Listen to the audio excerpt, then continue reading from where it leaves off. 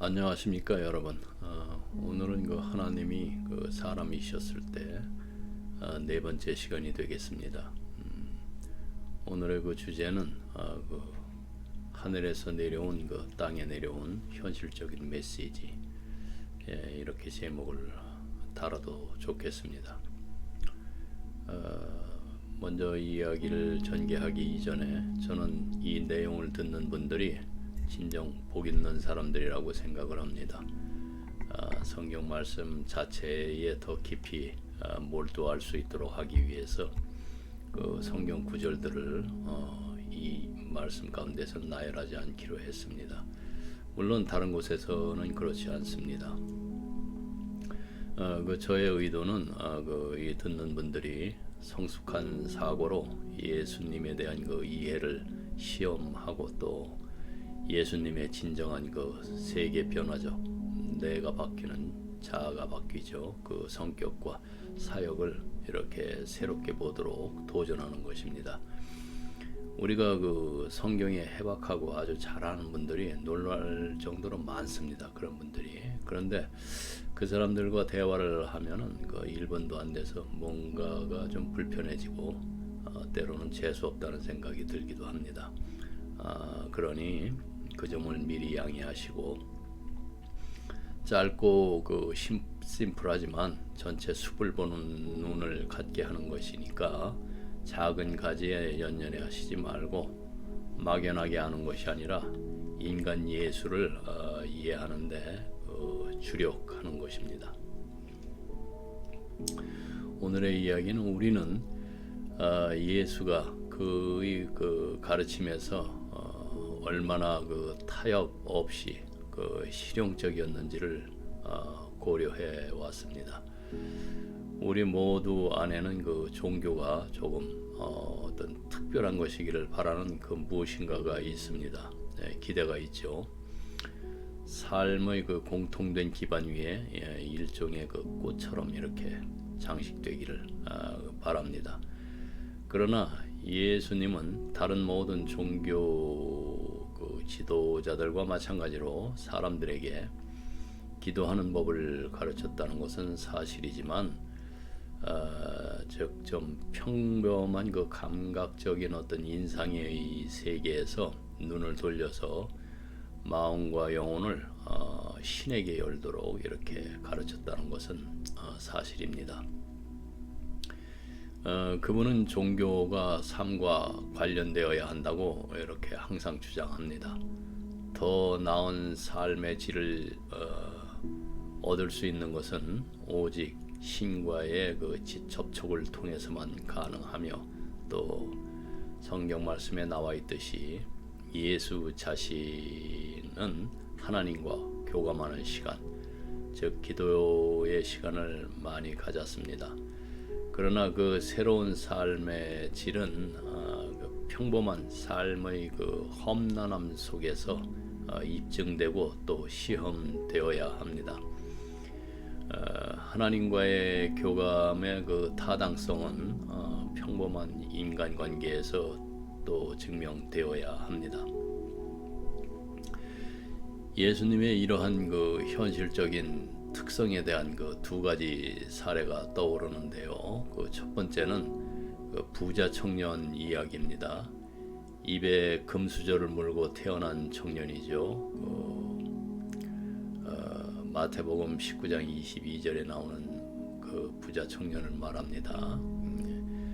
누가에 의하면은 관원이었고, 또 돈도 많고 젊고, 또 항상 그 좋은 음식, 옷을 충분히 가지고 있었고, 사실 안전한 그 보호받는 삶을 살았습니다. 그는 그 모든 계명을 지켰고, 우리가 좋은 삶을 사는 아주 모범적인 청년이라고 부를 만한 사람이었으며, 복음서는 그 예수님의 마음이 그에게 따뜻해졌다고 이렇게 서술하고 있습니다. 어떤 내면의 목소리가 이 젊은이에게 그 모든 것이 좀 잘못되고 있고 뭔가가 부족하다고 이렇게 경고를 했는지 모르겠습니다. 아마도 도대체 뭐가 부족한 거지? 그는 외쳤겠죠.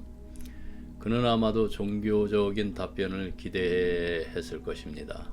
그가 할 일은 종교적 의무나 자선을 넘어서는 것이 있을까요? 예수님은 그에게 진정으로 부자 청년에게 필요한 것은 부유함의 보호막 없이 삶에 뛰어드는 것이라고 이렇게 보셨습니다. 그의 선함과 경건함은 실제 생활 속에서 시험받아야 했습니다. 예수님의 대답은 아주 갑작스럽고 아주 폭발하는 것처럼 놀랍습니다. 네가 가진 모든 것을 팔아서 돈을 나누어 주고 와서 나를 따르라. 예수는 아주 직접적인 살아가는 곳에서 보호하고 격려하는 것은 무엇이든 벗겨내야 실제 삶이 시작될 수 있다는 것으로 이렇게 본 것 같습니다. 아니, 그렇게 보았습니다. 영생을 얻으려면 무엇을 해야 하는지 그렇게 물은 율법사, 오늘날로 얘기하면 법률가죠. 그에게도 거의 같은 일이 일어났습니다. 이 사람은 계명의 요점과 본질을 잘 알고 있었습니다. 그는 자신의 온 인격으로 하나님을 사랑해야 하고 또 자연스럽게 자신에게 가졌던 것과 같은 사랑으로 이웃을 사랑해야 한다는 것을 알고 있었습니다. 하지만 다시 한번 그의 마음속에는 이것만으로는 어쩐지 충분하지 않다는 어떤 잔잔한 의심이 있습니다. 그는 아마도 이미 이웃에게 충분히 친절하고 상냥하며 후대하고 있을 것입니다. 하지만 그는 자신의 의무가 실제로 얼마나 멀리까지 미쳐야 하는지 확장돼야 하는지 확실히 알고 싶어 합니다. 그는 내 이웃은 누구입니까? 라고 묻습니다.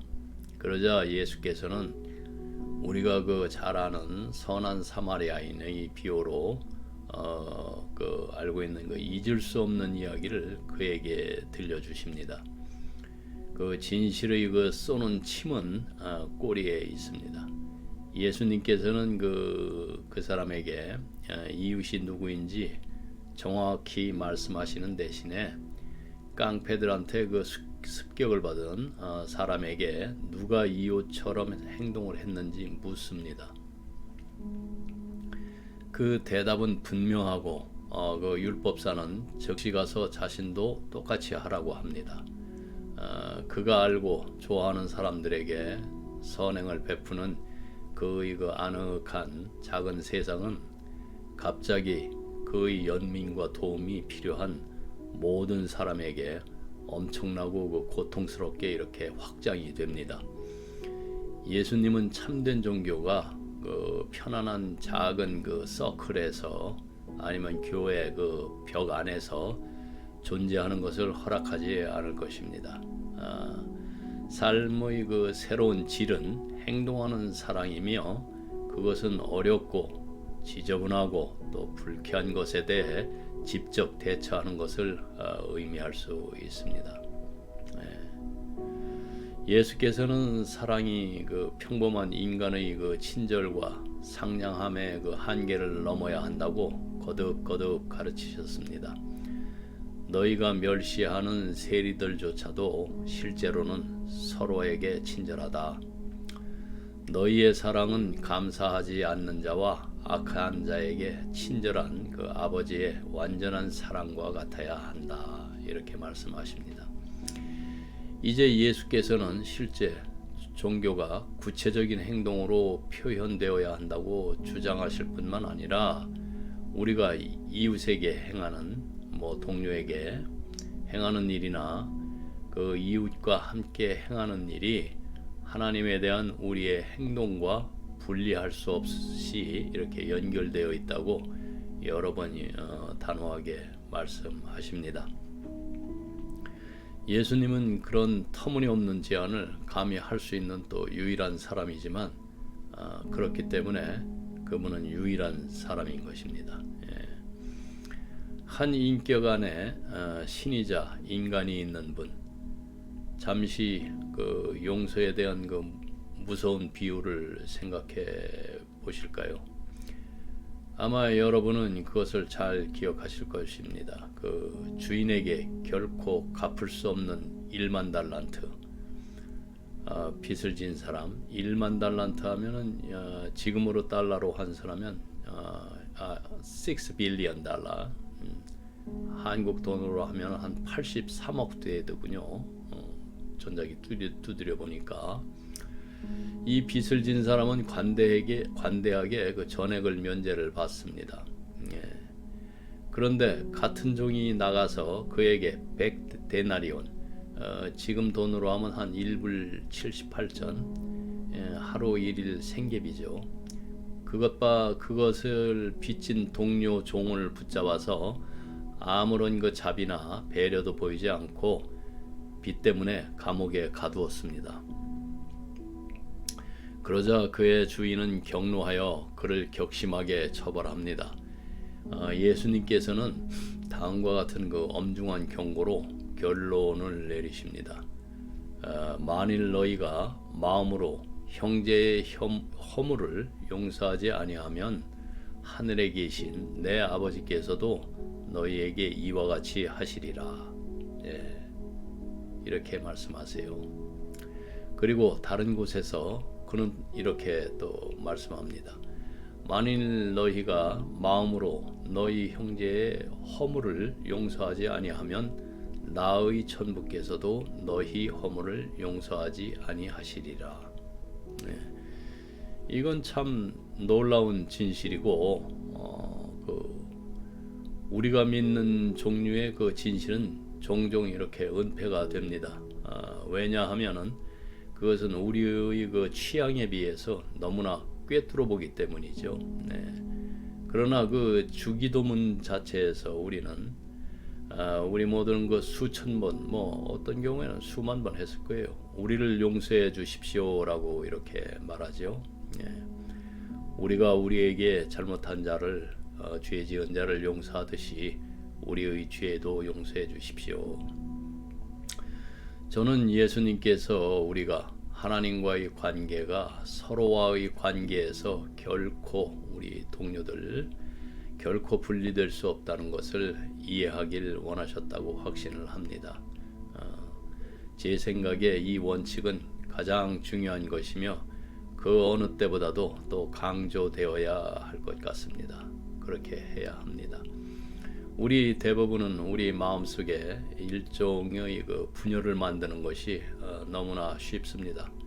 즉 한쪽은 기도를 하거나 또 찬송가를 부르거나 교회나 아니면 집에서 하나님을 경배하는 반면에 다른 한쪽은 우리가 매일 만나는 사람들에게 차갑고 비판적이며 사랑이 없는 상태를 또 유지합니다. 즉 한 혀에서 선과 악이 동시에 나갑니다. 이제 우리는 그것을 좋아하지 않을지도 몰라도 그것은 바로 이런 종류의 분열이며 예수님께서는 어떤 대가를 치르더라도 그런 분열을 겪지 않으실 것입니다. 종교와 그 삶의 연결에 대한 그의 고집이 그의 죽음으로 이렇게 이어졌다고 말하는 것은 거의 과장이 아닐 것입니다. 지난 시간에도 말씀을 드렸습니다.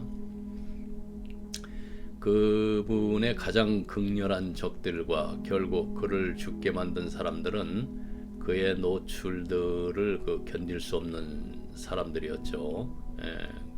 그들은 가능한 최고로 종교적이었지만은 예수께서는 그들을 위선자, 사기꾼, 아니면 연극배우, 회칠한 무덤, 흰 무덤, 심지어 마귀의 자식들, 또 때로는 독사의 새끼들이라고 부르는 것을 주저하지 않으셨습니다. 그 마귀의 자식들로 불린 그들이 공헌한 그 하나님에 대한 사랑이 동료에 대한 사랑으로 이어지지 않았기 때문입니다. 제가 그 예수님의 파괴적인 실천이라고 부르는 것은 그분의 가르침 전체에 이렇게 걸쳐 있습니다. 그분이 그 최후의 심판에 대해 보여준 그림에서 사람들은 종교가 아니라 행동이나 행동의 부족으로 심판받는다는 것을 알게 될 것입니다. 많은 사람들이 자신이 이렇게 하나님 편에, 천사 편에 서 있다는 사실에 많이 놀랍니다. 그들이 한 일은 동료 인간에게 사랑과 자선으로 자신을 바친 것뿐인데요. 그러나 예수께서는 그들에게 이 작은 자 하나에게 한 것이 곧 나에게 한 것이니라고 이렇게 확언하십니다. 그러니까 예수와 인류는 분리될 수가 없습니다. 하나님을 사랑한다고 하면서 형제를 미워하는 사람은 이제 거짓말쟁이로 드러납니다. 그리스도가 어떤 종류의 필요 속에서 어떻게 볼 수 있었는지 이해하지 못하고 그를 섬기지 못한 종교인들은 이 작은 자 하나에게 하지 아니한 것이 곧 나에게 하지 아니한 것이니라고 이렇게 듣습니다. 그들은 그리스도께서 자신을 인류와 인간과 동일시하셨다는 것을 전혀 보지 못했습니다. 그 인류의 그 완벽한 표본이 아니라 인류와 동일시하셨다는 것을 말하는 것입니다. 즉 눈먼 자, 귀머거리, 벙어리, 정신이 없는 자, 또 혐오스럽게 또 병든 자, 난민, 거지, 버림받은 자, 여기에는 우리를 격렬하게 생각하게 하는 진실이 있습니다. 그래서 저 역시도 기독교가 종교가 아니라 삶의 방식, 신과 사랑에 빠지는 것, 그리고 그를 통해서 우리 동료 인간들과 사랑에 빠지는 것이라고 이렇게 가정을 해봅시다. 물론 그런 방식은 이렇게 힘들고 돈도 많이 들지요. 지금 여기에서도 즐겁고 이 현 세상에서도 보람 있는 방식이죠. 그 방식을 따르는 사람들은 가능한 모든 논쟁들을 넘어서 그들이 신의 목적과 조화를 이루고 있으며 이 무질서한 세상에서 자신의 일을 시작할 때 그리스도께서 그들과 함께 계시고 그들 안에 계시다는 것을 압니다. 누구든지 이것이 우리 자신에게 위험하고 혁명적인 가르침이라고 생각한다면 아마도 그것은 더 좋은 일입니다. 바로 그들이 예수 그리스도의 가르침에 대해 생각한 바입니다. 그가 인간사에 가져온 빛은 정말로 참을 수 없을 정도로 밝지만은 그것은 진리의 빛이며 그 빛 속에서 인간의 문제는 해결될 수가 있습니다. 오늘은 여기까지 하겠습니다. 기도하겠습니다.